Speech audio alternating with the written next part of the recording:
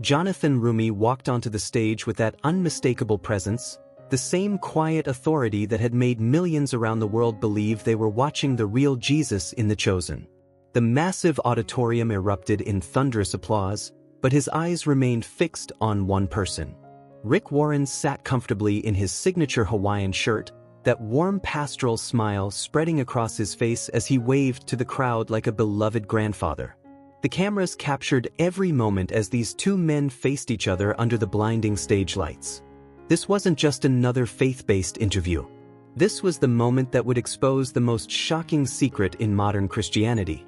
What the packed auditorium didn't know, what the millions watching at home couldn't imagine, was that Jonathan had spent months investigating something that would change everything. Hidden in his jacket was a manila envelope containing documents that Rick Warren had desperately tried to keep buried for over a decade. Documents that proved the beloved pastor had been living a double life, teaching one thing from the pulpit while doing something completely different behind closed doors. Something so devastating it would shake the faith of his millions of followers worldwide. Warren leaned forward with practiced warmth, his eyes twinkling with that grandfatherly charm that had made him America's most trusted pastor. "Jonathan, my friend," he began, his voice carrying that familiar gentle tone that had comforted millions. "I have to ask you something that's been on my heart.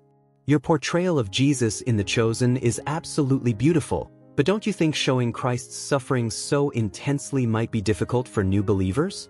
In our purpose-driven approach, we've found that when we make Christianity more accessible, more comfortable, we see incredible growth. Shouldn't we be focusing on bringing people to Jesus rather than overwhelming them with the harder aspects of faith?" The audience nodded approvingly at Warren's reasonable words, but Jonathan sat perfectly still, studying the famous pastor with eyes that seemed to see straight through his soul. The silence stretched uncomfortably long before Jonathan finally spoke, his voice quiet but carrying an edge that made everyone lean forward. "Rick," Jonathan said, and somehow that single word carried more weight than Warren's entire speech. "Before we talk about making faith comfortable, there's something everyone in this auditorium and everyone watching at home needs to know about you. Something that will completely change how they hear every word you've ever preached." Warren's smile flickered for just a moment, so briefly that most people missed it, but the cameras caught everything. Jonathan's hand moved slightly toward his jacket, and Warren's eyes followed the movement like a man watching his own execution.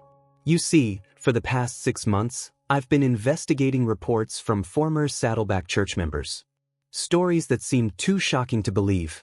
Stories about what really happens behind the scenes of the purpose-driven empire." The auditorium was dead silent now, the energy completely shifted from celebration to anticipation. Warren's famous composure was beginning to crack, tiny beads of sweat forming on his forehead despite the air conditioning. Jonathan turned slightly toward the camera, his presence filling every screen around the world. "What you're about to witness isn't just a conversation between two people. This is the moment when one of Christianity's biggest secrets gets exposed to the light.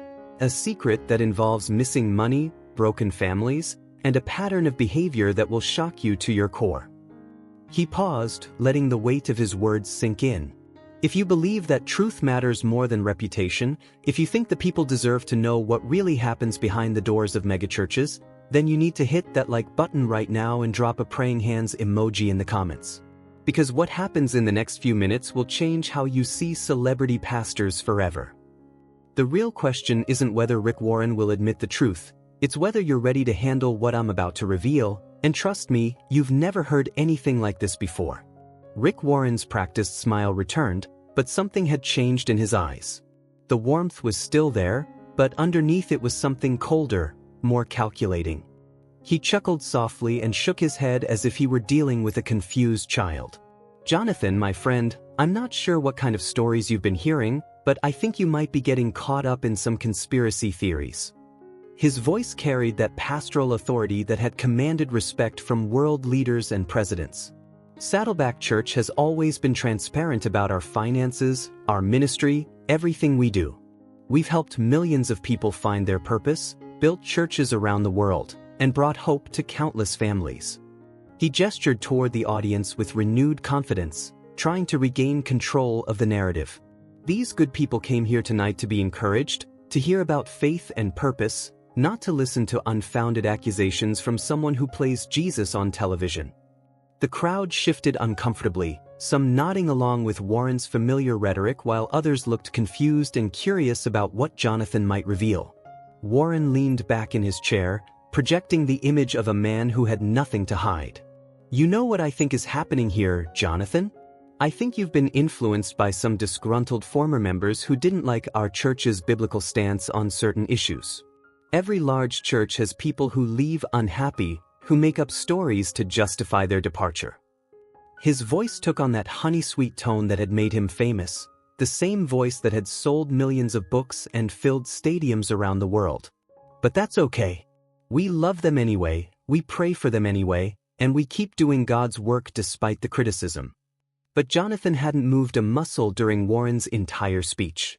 He sat perfectly still, watching the famous pastor with those penetrating eyes, waiting with supernatural patience. There was something almost unsettling about his complete lack of reaction to Warren's polished performance, his total immunity to the charm that had worked on everyone from Oprah Winfrey to Barack Obama.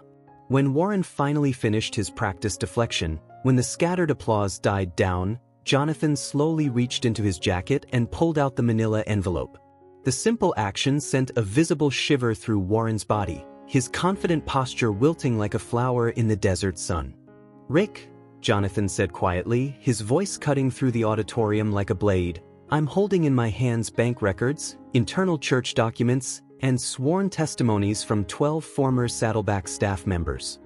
Warren's face went ashen, his hands gripping the armrests of his chair so tightly his knuckles turned white.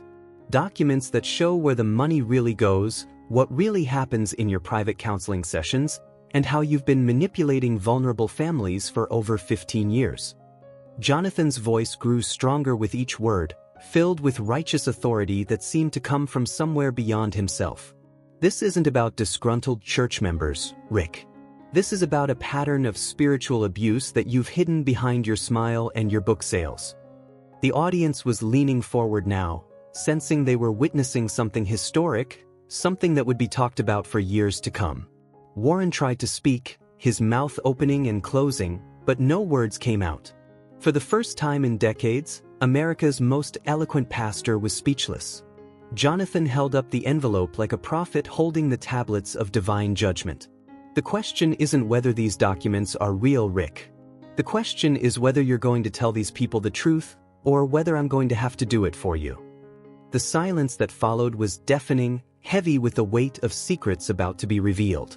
What's in that envelope will destroy everything you thought you knew about America's most beloved pastor, but first, Rick Warren is about to make the biggest mistake of his career. Rick Warren's mouth moved silently for several seconds before he finally found his voice, though it came out strained and defensive. "Jonathan, I don't know what kind of game you think you're playing here, but those documents, whatever they are, were obtained illegally. You can't just waltz in here with some papers and think you can destroy a ministry that has touched millions of lives." His voice was rising now, the pastoral gentleness replaced by something harder, more desperate. "I've dedicated my entire life to serving God, to helping people find their purpose. If you have some kind of personal vendetta against me or against Saddleback Church, that's between you and God, but don't drag these innocent people into your conspiracy theories." But Jonathan remained unnaturally calm, his eyes never leaving Warren's face as he slowly opened the envelope. The rustling of papers echoed through the silent auditorium like thunder. "The documents weren't obtained illegally, Rick. They were given to me by someone who worked very closely with you for over 8 years. Someone who couldn't live with the guilt anymore." Warren's confident facade cracked completely at those words, his face cycling through emotions like a man watching his life flash before his eyes.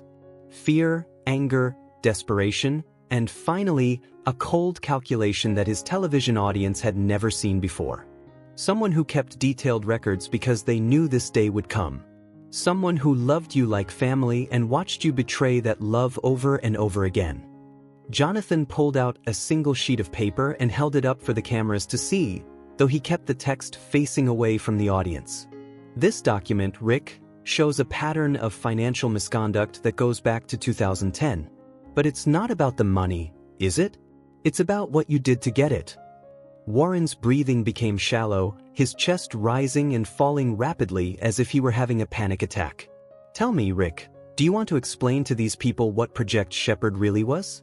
Or should I tell them how you used private counseling sessions to identify wealthy, vulnerable church members and then systematically manipulated them into massive donations? The auditorium erupted in gasps and whispers of shock. This wasn't theological debate anymore. This was an accusation of calculated spiritual fraud that struck at the heart of everything Warren represented. Jonathan's voice grew stronger, more authoritative, as he continued his devastating revelation. Project Shepherd, for those who don't know, was Rick Warren's secret program to target grieving families, people going through divorces, individuals struggling with addiction, and other vulnerable church members. He would gain their trust through private counseling, learn about their financial situations, and then craft personalized manipulation strategies to extract maximum donations. Warren finally exploded to his feet, his face red with rage and terror. That's a lie. That's a complete fabrication. I have never, ever manipulated anyone for money. Everything I've done has been to help people find God's purpose for their lives. But his protests sounded hollow, desperate, like a man drowning in his own deceptions. The audience was buzzing with energy now, some people standing, others shouting questions, the atmosphere electric with the tension of secrets being dragged into the light. Jonathan turned directly to the camera, his presence commanding absolute attention from millions of viewers worldwide. Right now, you're witnessing something that has never happened before in the history of Christian television. One of the most powerful pastors in America is being confronted with evidence of spiritual abuse that he thought would never see the light of day. His eyes seem to look directly into the soul of every person watching. If you believe that vulnerable people deserve protection from predators who hide behind pulpits, if you think that truth matters more than celebrity pastor reputations, then you need to smash that like button right now and drop the word truth in the comments, because what I'm about to reveal will change Christianity forever. But the most shocking revelation isn't what Rick Warren did to strangers, it's what he did to his own family, and the person who gave me these documents will leave you speechless. Rick Warren was trembling now, his Hawaiian shirt soaked with perspiration as he desperately tried to regain control of the situation that was spiraling beyond his worst nightmares. You want to know the truth about those documents? He said, his voice cracking with emotion. They were stolen by a disgruntled employee who we had to let go for inappropriate behavior. Someone with mental health issues who became obsessed with destroying our ministry. His eyes were wild now, darting between Jonathan and the cameras like a cornered animal. Lisa Henderson was fired from Saddleback Church in 2018 for violating confidentiality agreements and spreading malicious rumors about staff members. She's been trying to get revenge ever since, and apparently, she's found someone gullible enough to believe her lies. But Jonathan's expression didn't change.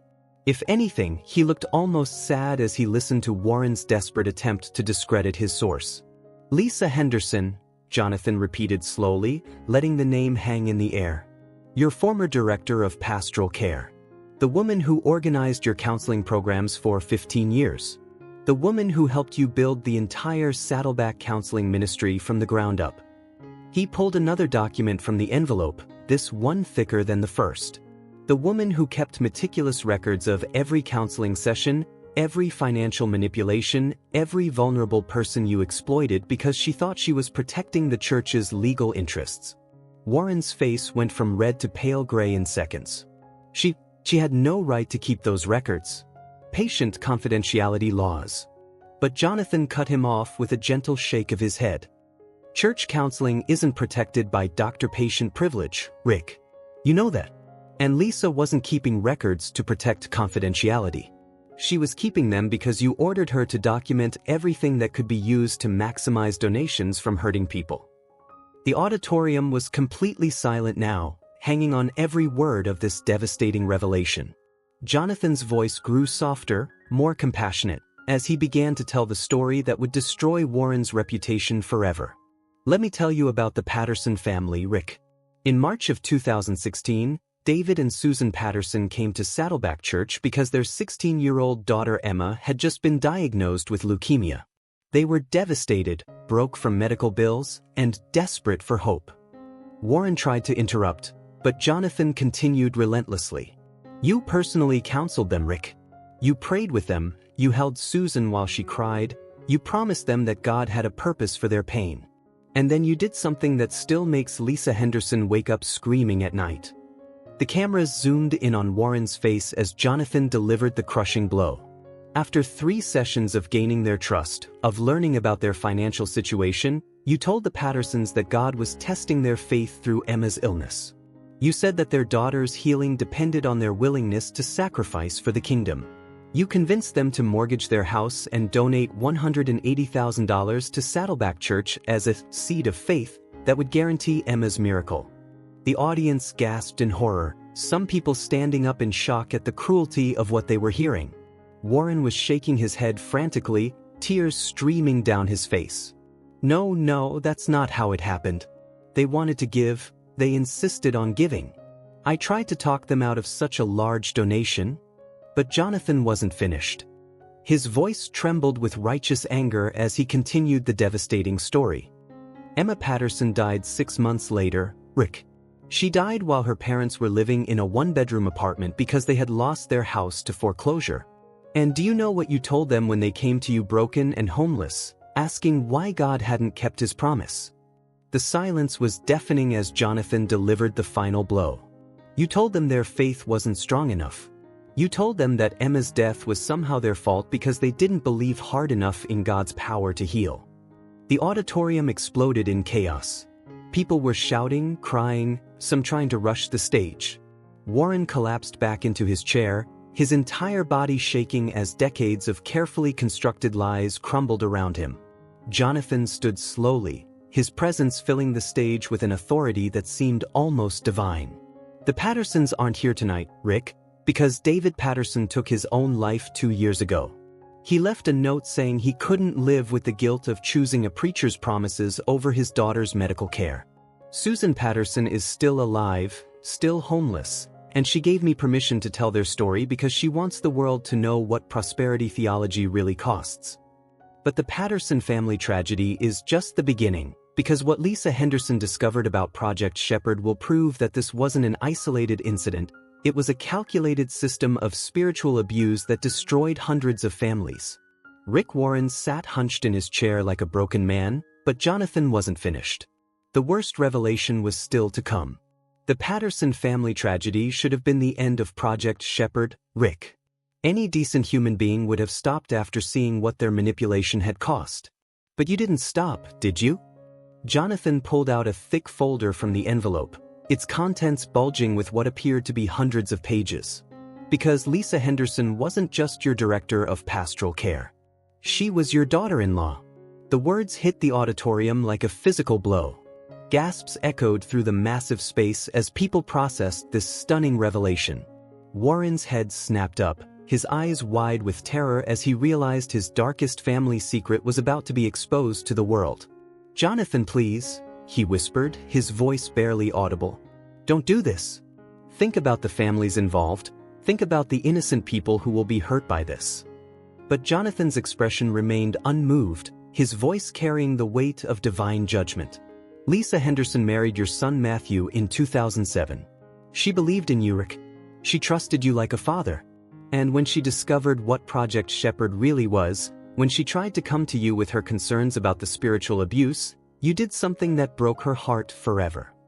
The cameras captured every emotion flickering across Warren's face as Jonathan continued his devastating revelation. "You didn't just dismiss her concerns, Rick. You accused her of betraying the family. You told your son that his wife was trying to destroy the ministry, that she was possessed by a spirit of rebellion against God's anointed leadership." Jonathan's voice grew stronger, more passionate. "You turned your own son against his wife, convinced him that Lisa's conscience was actually Satan trying to destroy the Saddleback legacy. Matthew filed for divorce in 2017, and Lisa lost everything: her marriage, her job, her church family, even her own children, because you poisoned them against their mother. Warren was weeping now, his carefully constructed image completely shattered before millions of viewers. "She was going to destroy everything," he sobbed. 30 years of ministry, millions of lives touched by God's love. I couldn't let one person's misunderstanding bring down the whole kingdom. But Jonathan wasn't showing mercy. "Misunderstanding?" he repeated, his voice rising with righteous indignation. "Lisa Henderson has audio recordings, Rick. Secret recordings she made during staff meetings where you and your leadership team discussed Project Shepherd in detail." Jonathan held up a small digital recorder, and Warren's face went completely white. "Recordings where you specifically targeted families dealing with terminal illnesses, where you called grieving parents emotional gold mines, where you laughed about how easy it was to manipulate people who were desperate for God's intervention." The auditorium was in chaos now, people shouting in anger and disgust at the depth of Warren's callousness. But the most damning recording of all is from December 2018, just after Lisa tried to blow the whistle on Project Shepherd. A recording where you told your inner circle that Lisa had become a dangerous enemy of the gospel and needed to be neutralized before she could cause more damage. Warren tried to stand but collapsed back into his chair, his legs unable to support him. "Those recordings are taken out of context," he pleaded desperately. "You don't understand the pressure we were under, the financial needs of the ministry. Everything we did was to further God's kingdom." Jonathan's eyes blazed with fury as he delivered the final devastating blow. "God's kingdom, Rick? Is that what you call the $4.2 million mansion you bought with Project Shepherd money? Is that what you call the private jet, the luxury cars, the Swiss bank accounts that Lisa discovered during her years managing your personal finances?" The revelation hit like a nuclear bomb. Warren's secret wealth, hidden from his congregation and the IRS, was now exposed before the world. Lisa Henderson didn't just work in pastoral care, Rick. As your daughter-in-law, she had access to your personal financial records. She knows about every hidden account, every illegal tax shelter, every penny you stole from grieving families. Jonathan turned to the camera, his authority absolute. "What you're witnessing isn't just spiritual abuse. It's criminal fraud on a massive scale, and the evidence is about to be turned over to federal prosecutors. But if you think Rick Warren's financial crimes are shocking, wait until you hear what he did when he realized Lisa had enough evidence to send him to prison for the rest of his life." Rick Warren was no longer the confident megachurch pastor who had walked onto the stage. He sat broken and exposed, but there was still a flicker of desperation in his eyes, the look of a cornered predator preparing for one final, vicious attack. "You think you've won something here, Jonathan?" Warren's voice was barely a whisper, but it carried a venomous edge that chilled everyone who heard it. "You think destroying me changes anything? There are thousands of pastors doing exactly what I've done. The whole system runs on people's need to believe their suffering has meaning, their desire to buy God's favor with their wallets." His confession was more terrifying than any accusation Jonathan could have made. But Jonathan remained calm, almost compassionate, as he responded to Warren's desperate attempt to drag others down with him. "You're absolutely right about one thing, Rick. This problem is bigger than just you. That's exactly why Lisa Henderson risked everything to expose Project Shepherd." Jonathan pulled out another section of documents, these ones bearing official government seals. "For the past 3 years, while you thought Lisa was just a bitter ex-daughter-in-law trying to get revenge, she was actually working undercover with the FBI's religious organization's fraud task force." The revelation sent shockwaves through the auditorium as people realized they were witnessing not just a confrontation, but the climax of a federal investigation. Warren's eyes went wide with terror as the full scope of his exposure became clear. Jonathan continued relentlessly, "Project Shepherd wasn't just happening at Saddleback Church, Rick. Lisa's investigation uncovered a network of 17 megachurches across the country, all using identical manipulation techniques, all targeting the same vulnerable populations, all funneling money to the same offshore accounts." The audience was stunned into silence as they grasped the massive scale of the conspiracy. Lakewood Church, Hillsong, Christ Fellowship, New Life Church, they were all part of what you called the Prosperity Protocol, a systematic method of spiritual exploitation that has stolen over $340 million from American families over the past decade. Jonathan's voice grew heavy with the weight of the evidence he was presenting. Lisa Henderson spent 3 years documenting every aspect of this network. She attended secret meetings where you and other megachurch pastors shared strategies for identifying high-value targets, families dealing with medical crises, military veterans with PTSD, elderly people with substantial savings, recent widows and widowers drowning in grief. Each revelation was more damning than the last, painting a picture of calculated evil that went far beyond anything the audience could have imagined. You even had a point system, Rick. Terminal cancer patients were worth 10 points because they would give anything for healing. Grieving parents were 8 points because their desperation made them easy to manipulate. Divorced women with children scored 6 points because their need for security made them perfect long-term donors. Warren was sobbing openly now, his reputation and freedom crumbling before millions of viewers. But Jonathan wasn't showing any mercy. The FBI has identified over 2,800 families who were specifically targeted by the Prosperity Protocol. Families like the Pattersons, who lost everything because they believed your lies about God's financial requirements for miracles. Jonathan turned to face Warren directly, his voice carrying the authority of divine judgment. 47 people have committed suicide after being spiritually and financially destroyed by your network, Rick. 47 human beings who died because they believed that poverty was proof of God's displeasure, that their suffering was punishment for insufficient faith. The auditorium was in complete chaos now, people weeping, shouting, some attempting to storm the stage in righteous anger. Through it all, Jonathan remained perfectly composed, like the calm center of a hurricane of justice. But Lisa Henderson didn't just document the crimes, Rick. She documented the solution. Jonathan held up a final document, this one bearing the seal of the Department of Justice. As of tomorrow morning, federal agents will be conducting simultaneous raids on all 17 churches in the Prosperity Protocol network. Bank accounts will be frozen, assets will be seized, and every penny stolen from vulnerable families will be returned to the victims or their surviving relatives. Warren looked up with the last flicker of hope in his eyes. What about my family? My grandchildren? They had nothing to do with this. Jonathan's expression softened slightly, the only moment of compassion he had shown throughout the entire confrontation. Lisa Henderson made sure the investigation focused only on the leadership, Rick. Your innocent family members are protected, but your legacy, your ministry, your empire built on the tears of desperate people, that ends tonight. The federal raids are just the beginning, because what Lisa Henderson discovered about the international scope of the Prosperity Protocol will shock you more than anything you've heard so far. The auditorium fell into stunned silence as federal agents entered through the back doors, their presence confirming this wasn't just an expose, this was an arrest. Rick Warren sat completely broken, his 30-year empire crumbling in real time before millions of viewers. But Jonathan Roumie stood with the authority of a prophet delivering divine justice. What you've witnessed tonight changes everything. This isn't just about exposing one corrupt pastor. This is about reclaiming authentic Christianity from spiritual predators. Jonathan turned to the camera with blazing intensity.